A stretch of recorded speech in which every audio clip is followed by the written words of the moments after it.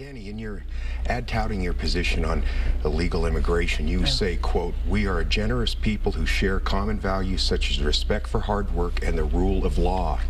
And I want to ask you, where was your respect for the rule of law in 2006 when you were sanctioned and fined by the Nevada Supreme Court for signing legal papers while your law license was inactive? You're wrong. You're mistaken on that. So you got to get your facts straight.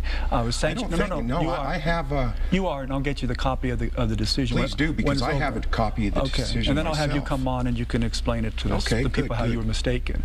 I was sanctioned by the Supreme Court for failing to respond to 2 notices they said they sent to my home. They fined you for that, $300. Yes, they did. We didn't get the notices. They said they sent them to us. I have personal responsibility to be responsible for it, so we paid the fine and we moved on. Is that the worst you can find about me, is I didn't respond to 2 notices that my family and I didn't get?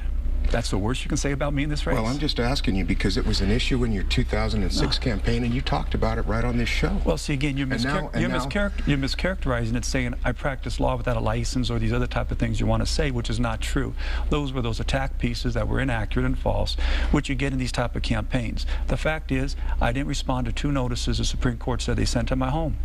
We didn't get the notices, but they said they sent them, so I had to pay the fine, and we moved on. Are you saying that you did not sign legal papers when your law license was inactive? That has nothing to do with it. I don't know if I did or not. That's not what's the fine was for. That's the whole point to it. No, that's not. No, that wasn't the fine. Again, you're mistaken, and I'll get you the documentation. So afterwards, you can come back on the show and apologize to the viewers.